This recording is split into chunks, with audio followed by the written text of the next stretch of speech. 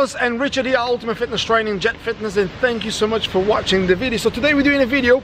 As you know, I like to catch people by surprise, so I just caught Richard in the gym. We're just about half an hour, 25 minutes to start our fit camp. So it's Ask the Trainer show, so Richard's going to ask me a couple of questions. Hopefully I'll be able to answer them to the best of my ability, and also I'm going to ask Richard a couple of questions of which I think well due.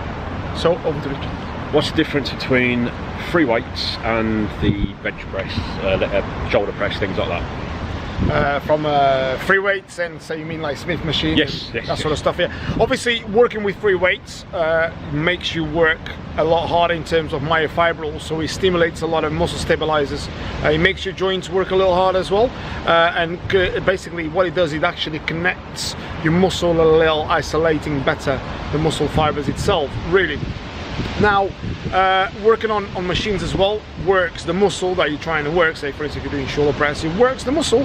However, because the machine travels through that same range of motion, it's not as isolating as free weights. However, they work together very well, so the combination of doing free weights and machines are fantastic. So that's what I always advise people to say, because some guys out there say obviously just do free weights, some guys just say they just do free machines. I think the combination of both are fantastic. The importance of balance, obviously not concentrating on upper more than lower, and making sure you do equal amounts. So yeah, I mean that's the thing. Obviously the very common thing about guys, you see guys really big on top, obviously up top, sorry, and obviously they've got very slim sort of structure at the bottom. That's a massive danger. That not only doesn't look very good, but besides not looking very good, what you find is you end up with a lot of muscle imbalances that therefore can cause a lot of obviously injuries, especially on your spine, because what happens is obviously, as you can imagine, we human beings walk on our legs. So obviously that, if you've got weak structure, you're carrying all these big sort of, if you like, muscle up top, that can obviously put a lot of strain on obviously on your legs, but ultimately eventually on your spine as well. So obviously it's very important to work your legs as regularly as you can.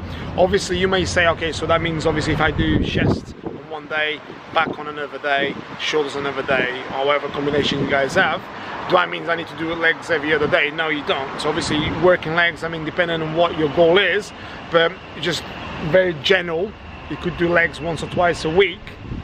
I wouldn't advise you to do legs every single day as well, but obviously it's advisable to kind of combine your weight training up top, which is upper body as well as lower body, have a really good balanced physique, depending on your genetics as well. Obviously sometimes some people can grow very fast, some people can grow very slow, but I definitely advise to have a really good combination of weight training and balance. And if it's, say for instance, if you are a more functional trainer, always make sure you balance your training as well. Some days you may do some weight training, some days you may do some cardio training. Just balance your training. Is very important to do that. Okay. What's the difference between mentor, coach and trainer?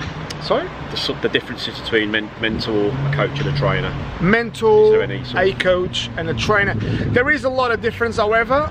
There's also guys, probably I'm a perfect example of that. Obviously I'm a trainer, I'm a coach, and I'm a mentor.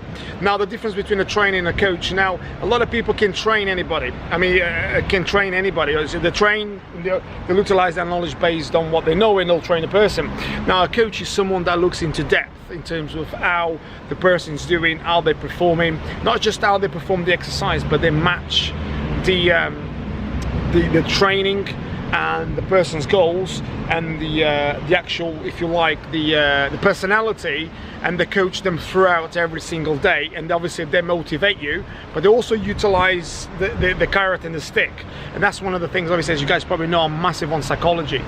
Being a psychologist, obviously qualified, I also talk about a lot of how to motivate people and how to motivate human beings to be able to achieve what they really want to achieve. Now the importance then, obviously the mentor is someone that brings the trainer and the coach together and wraps all that around and literally mentors the person throughout from the start to finish, in order for the person to achieve the best version of themselves. And this is what I always say, you know, you probably hear people saying, oh, that guy's a trainer, that anyone can be a trainer nowadays, you know. I mean, not disrespecting anybody, anyone can be.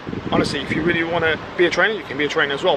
Whether you're going to be a successful trainer or success coach or success mentor, that's the question, because it takes more than what people think. Anyone can go out there, learn an exercise, shout at people, motivate people, and off you go.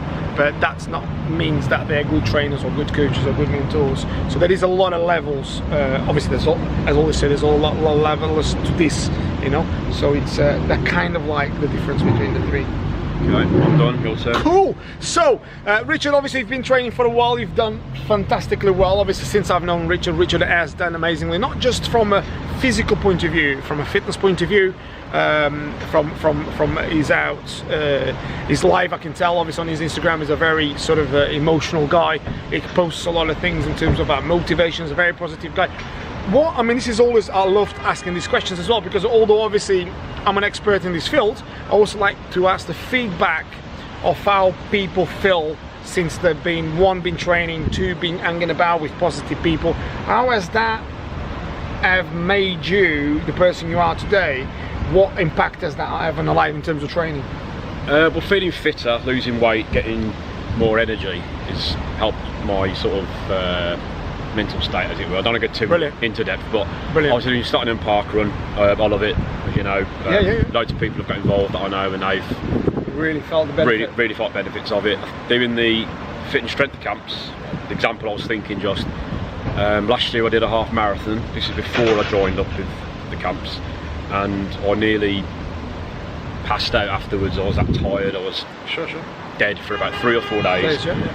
I did another one in March, which is probably about 5 or 6 months after starting camps, and I had one day where I felt a little bit achy, and then I was back to feeling fine. So strength-wise, obviously I was doing loads of running last year, as you know, not a great deal of resistance and weight work. Sure. So it was more like aerobic exercise. And then doing more weights I thought was going to affect my performance on the running.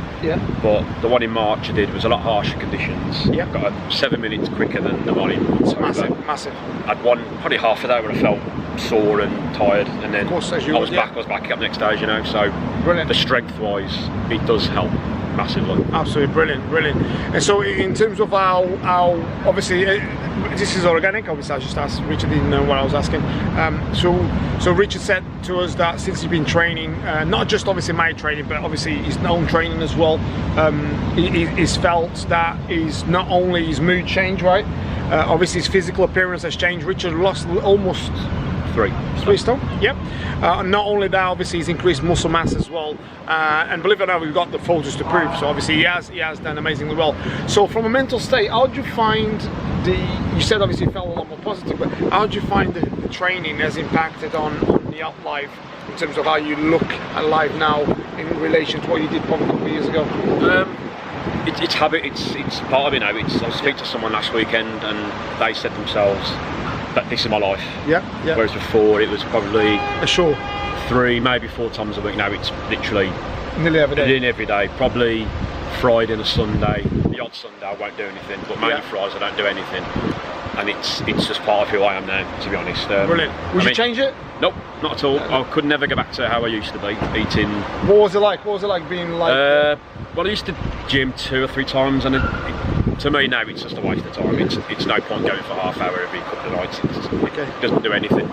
It's just an excuse to go there because I was paying a membership fee, whereas now it's like I've got to go. I can't. I hate it. So what was the trigger? Obviously there must have been. There's thousands of people, if not millions of people out there that are probably like Richard. And the reason why I like to ask this question is because there's absolutely millions out there that are probably in the same situation as Richard, maybe before. You know, they probably ate not the right foods, probably drank alcohol, probably smoked, whatever. Then obviously maybe they had a lot of wrong foods as well, and with that combination of everything, going to the gym, you probably felt like, oh, what the hell am I doing? Don't take me wrong, I mean, I can sympathize with people like that because it must be really hard. I mean, I can tell you, like, for instance, sometimes when I eat, like, maybe on holiday, we go on holiday, eat some food that I shouldn't, I feel like shit next day. I'm not gonna lie.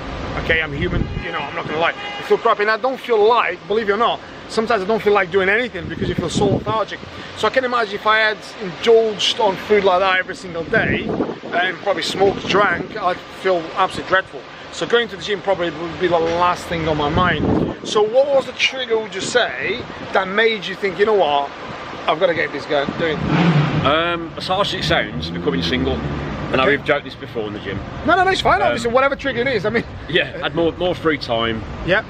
Bit more money on my side.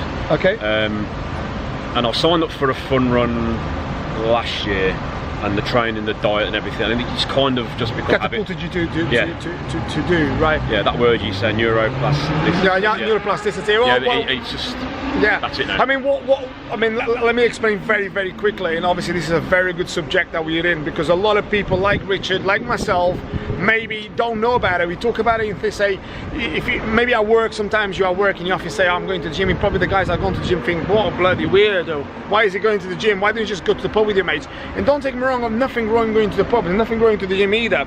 But what happens is this: when you change your physique, okay, when you're changing your appearance, if you like, a lot of people don't realize the amount of work that you're doing in your brain. Now, your brain is a muscle. And now what happens is this: when you start exercising, there's loads of endorphins in your body starts beginning to actually work properly. Imagine like an engine that hasn't worked for many years.